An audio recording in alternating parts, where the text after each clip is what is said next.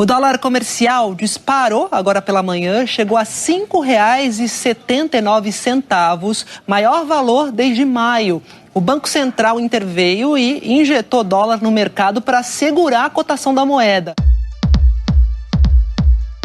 Num dia de muito nervosismo no mercado, o dólar comercial chegou perto de R$ 5,80 nesta quarta-feira, levando o Banco Central a agir. Na Bolsa, o cenário também é de perdas intensas. A inflação no mês de setembro registrou a maior alta mensal desde 2003, puxada pelos preços dos alimentos. E o acumulado em 12 meses está acima da meta do governo. A dívida pública deve fechar o ano perto de 100% do PIB. Mesmo assim, para o presidente Jair Bolsonaro, o cenário é positivo. O Brasil é um país que resgatou a credibilidade lá fora. As empresas estão recomendando, lá fora estão recomendando comprar real, esse pessoal. Então é mais uma sinalização que está dando certo a economia nossa. Então, lá fora estão recomendando comprar dólar, comprar reais. A alta do dólar reflete o temor dos investidores com o impacto econômico da segunda onda da pandemia no hemisfério norte e as incertezas geradas pela eleição americana. Mas também tem um componente interno. O governo brasileiro não diz como pretende controlar os gastos e atrair investimentos. A mais recente troca de farpas entre o ministro da Economia, Paulo Guedes, e o presidente da Câmara, Rodrigo Maia, levantou mais dúvidas sobre a capacidade do governo de tocar a agenda de reformas. O ministro Paulo Guedes afirmou que a engrenagem política não tem permitido o governo deslanchar a agenda de privatizações. Vamos ver então exatamente o que disse o ministro. Não conseguimos até agora privatizar empresas. Há acordos políticos que dificultam, há uma mentalidade cultural equivocada. O presidente tem cobrado. Por alguma razão, a engrenagem política não tem permitido que essas privatizações aconteçam. O que explica a alta do dólar? O que ela indica sobre a economia brasileira? Quais são os desafios do governo para manter o valor do real?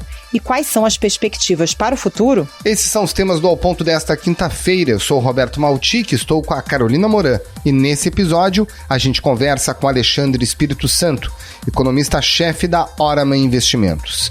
Fique com a gente.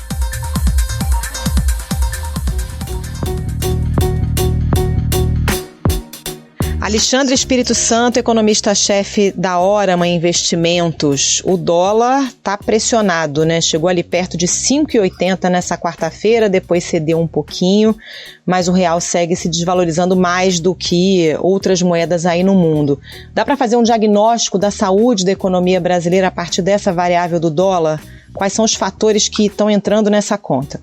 Olha, nossa moeda é uma das moedas que mais vem sofrendo ao longo do ano, com a desvalorização frente ao dólar, né? Se nós lembrarmos no iniciozinho do ano, né, a taxa de câmbio era em torno de 4, nós já temos aí uma desvalorização acima de 40%, é como se fosse uma máxima de desvalorização.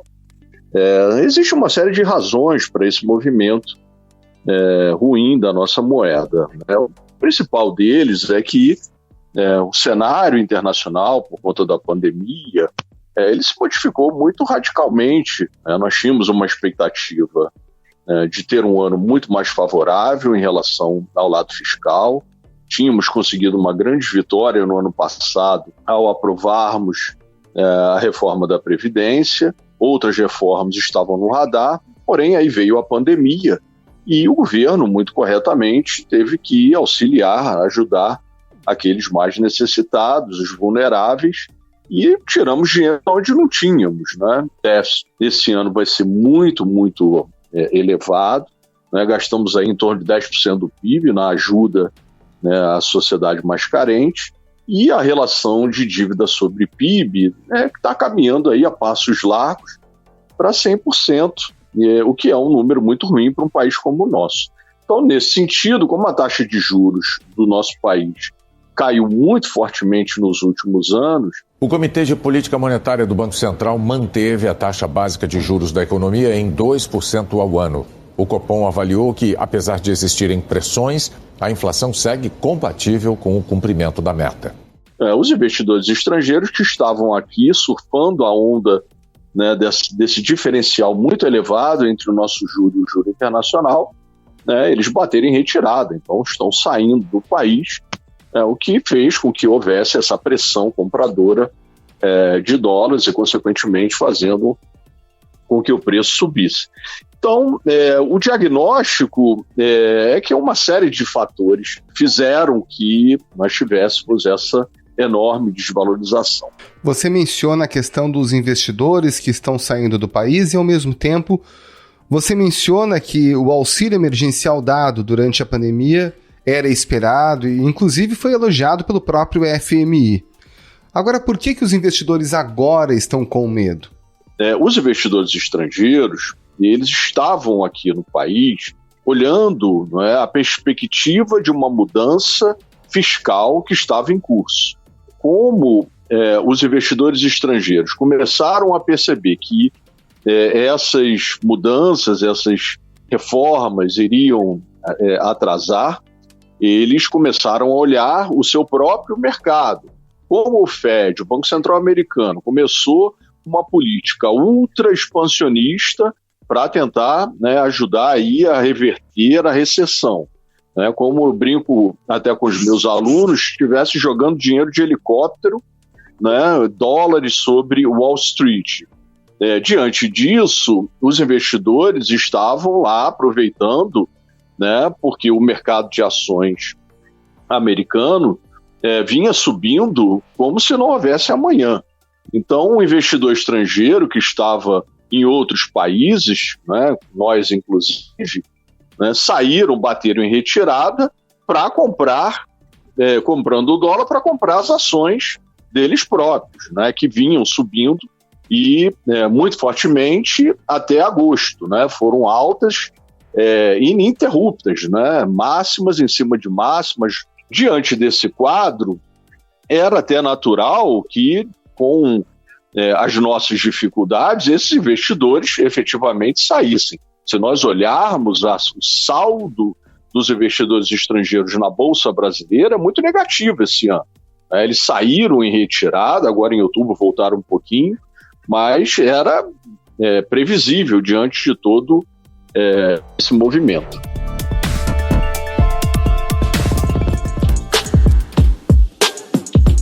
Agora, tem um componente que aparentemente é político. O governo não conseguiu vender a informação adequada em relação ao ano de 2021 sobre o que fazer em relação à questão fiscal no pós-auge da pandemia.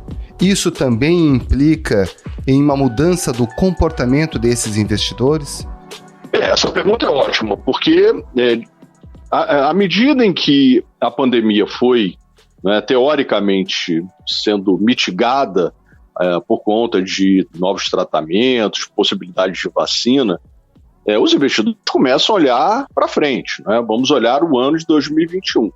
Infelizmente, agora nesse momento, a gente está vendo aí uma provável segunda onda, porém, o ano de 2021 ele vai ser muito importante, porque nós tiramos, né, vou usar aqui uma metáfora, nós tiramos o trem, o vagão, né, do trilho esse ano. Era preciso voltar com o vagão para o trilho no ano que vem. Esse é o grande imbróglio. Como a gente vai fazer para voltar com o vagão para o trilho? Nesse sentido, é preciso dar indicações concretas para os mercados que as reformas vão efetivamente continuar no ano que vem, que esse ano foi um ano atípico e o orçamento de guerra acaba em 31/12 e voltamos à vida normal a partir de 2021. Porém, como isso é algo bem importante de nós falarmos, com a pandemia surgiram quase 40 brasileiros que em tese não estavam resguardados em nenhum dos programas de assistência. Então, o governo, e aí é algo importante também de ser comentado, sugere a criação de um programa, o Renda Brasil, ou Renda Cidadã, qual seja o nome. E nesse aspecto, como é que nós vamos atender a essas pessoas, né? Como vamos incluí-los junto com aqueles que já participam, como, por exemplo, o Bolsa Família, de onde virá o dinheiro? O presidente Jair Bolsonaro afirmou que o Brasil não aumentou impostos durante a pandemia e nem vai aumentar quando a pandemia acabar. A fala direcionada ao ministro Paulo Guedes foi durante a cerimônia de formatura de novos diplomatas. O ministro da Economia tem defendido o imposto sobre transações eletrônicas, nos moldes da antiga CPMF. E aí surge essa discussão que ganhou força, de eventualmente criarmos mecanismos para o teto dos gastos, que é algo fundamental, Então fica essa briga interna, inclusive, dentro do governo, de vamos furar o teto, não vamos furar o teto, podemos, não podemos, como faremos. Isso traz muita insegurança, incerteza, e não podemos esquecer que estamos a poucos dias de uma eleição municipal, onde também há essa influência sobre os desdobramentos e o que vai acontecer no ano que vem. A gente está vivendo algo, na minha cabeça, muito ruim. Nós não temos orçamento para 2021. Podemos, eventualmente, entrar o ano sem orçamento. Então, tudo isso nos deixa, em relação aos investidores, com muitas dúvidas e, consequentemente, eles se retraem e saem do país, o que é absolutamente natural.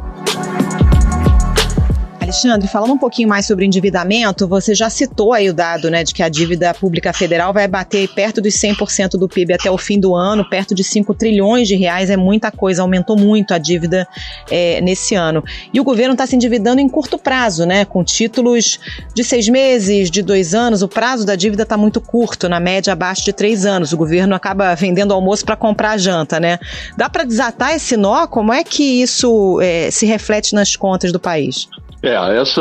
Essa situação é complexa, porque há muitos anos atrás nós vivíamos aquela coisa do overnight, A dívida era rolada praticamente de forma integral de um dia para o outro, Agora, recentemente, nós tínhamos um prazo da dívida era muito mais confortável.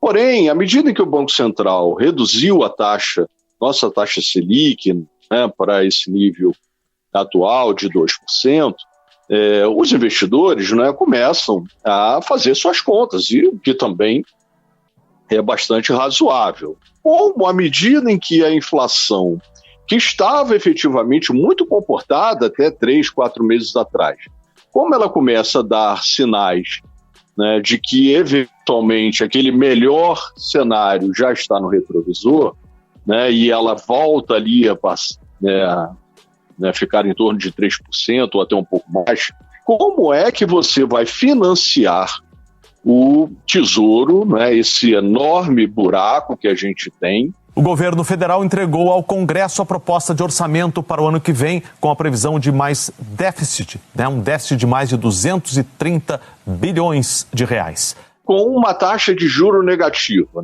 porque se nós supusermos que a Selic fique em 2% e a inflação caminhe para 3,5%, é como se tivéssemos um juro real negativo de 1,5%. E fica muito difícil, diante desta dívida crescente, como você mencionou, termos investidores dispostos a financiar o Tesouro com taxa de juro real negativa. Então, efetivamente, temos aí um grande desafio. Por isso, o mercado financeiro começou a considerar, de alguns dias para cá, uma eventual elevação da taxa Selic antes do que havia projetado. Então, o mercado trabalha com a taxa de 2%, o próprio Banco Central fez, nas suas recentes reuniões do Comitê de Política Monetária, uma prescrição, chama-se Forward Guidance, de que a Selic ficaria baixa, a 2% até o ano de 2022, desde que haja condições fiscais. Então, esse, para mim, é o grande aspecto. Se não conseguirmos voltar ao trilho fiscal, aí sim teremos um baita problema e o encurtamento da dívida vai continuar, vai permanecer.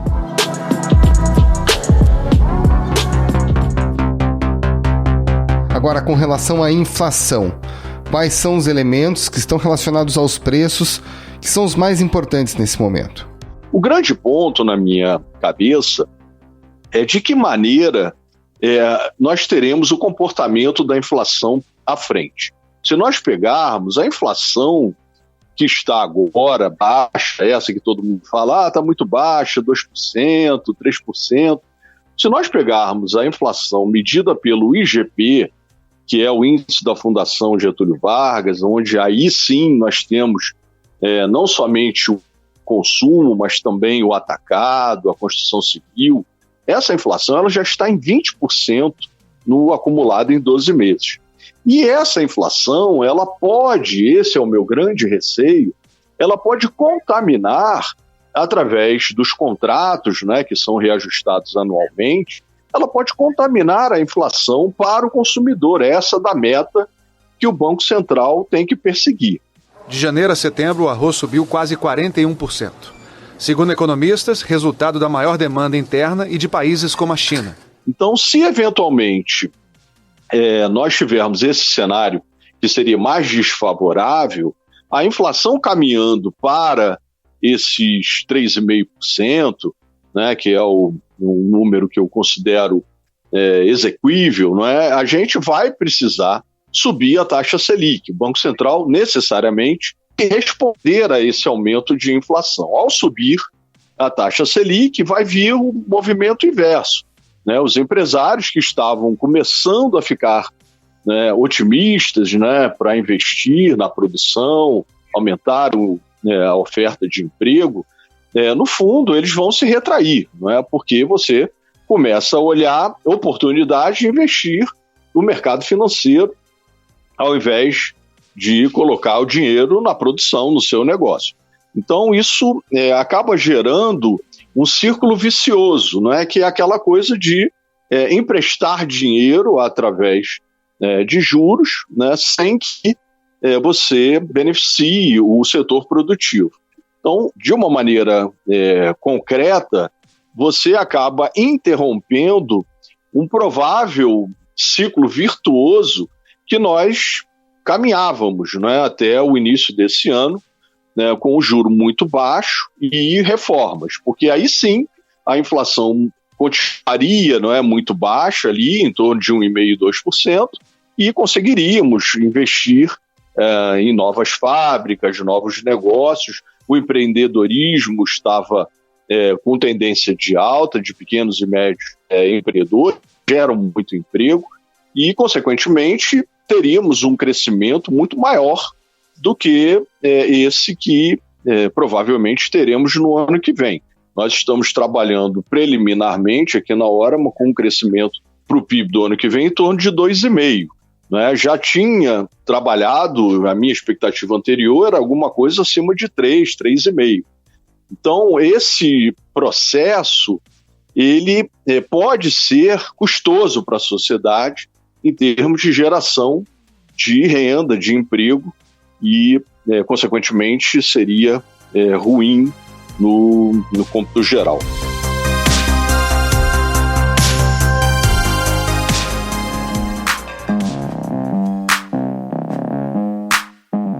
Bom, Alexandre, hoje a gente vê claramente o presidente e alguns aliados fazendo muita pressão para manter algumas despesas pesadas nos próximos anos, né? Olhando muito, inclusive, para a eleição de 2022, a gente tem o Renda Brasil, também tem programas de obras, mas como a gente já conversou aqui, sem dinheiro, o que é classificado por muitos como populismo.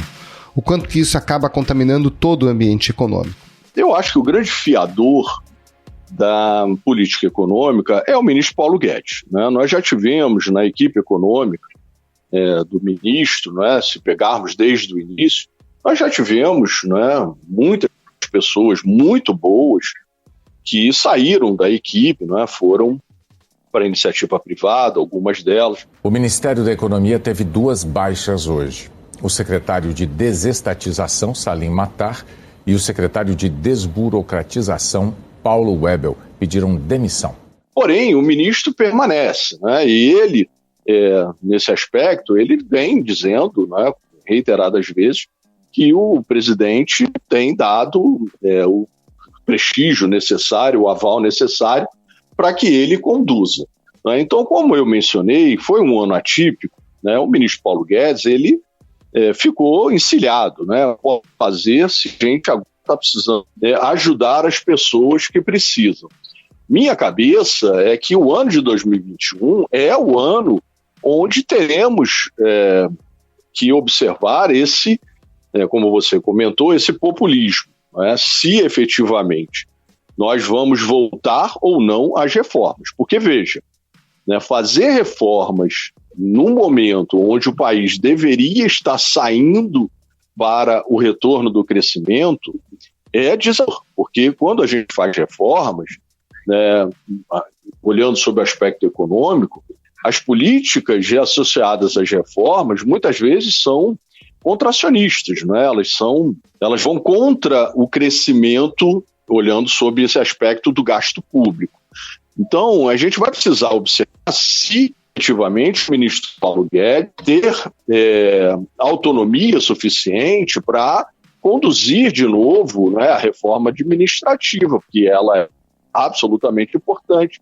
Como vai fazer reforma tributária, se as privatizações efetivamente vão sair, porque até agora não tivemos nada em relação às privatizações e elas são sine qua non para reduzir o peso, o tamanho do Estado. A reforma administrativa também é importante para nós reduzirmos o peso do Estado, porque senão não conseguiremos reverter essa ascensão da relação dívida-PIB. E aí os investidores estrangeiros, né, as grandes empresas vão começar efetivamente a nos olhar, né, como um país que não vai conseguir reaver, num horizonte relativamente curto, o grau de investimento que nós perdemos lá no governo da Dilma. Né? Isso é muito importante e a direção que a gente vinha tomando no ano passado era para que, dentro deste governo, pudéssemos reaver o grau de investimento.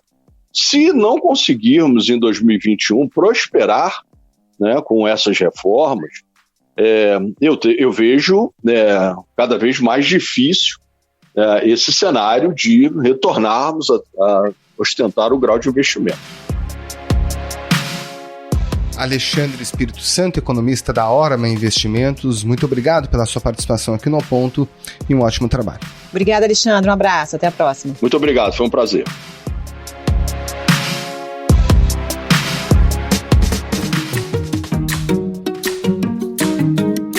Esse foi o Ponto de hoje, o podcast diário da redação do Globo. Nessa conversa a gente conta com a participação de toda a equipe do jornal, as mesmas pessoas que levam até você informação e análise de qualidade todos os dias. Quer saber mais? Assine o Globo. Acesse assineoglobo.com.br e confira todas as notícias e reportagens especiais. Lembrando que todo o material de utilidade pública relacionado ao novo coronavírus está disponível também para quem não é assinante. A edição é do João Guilherme Lacerda. Tchau. Até mais.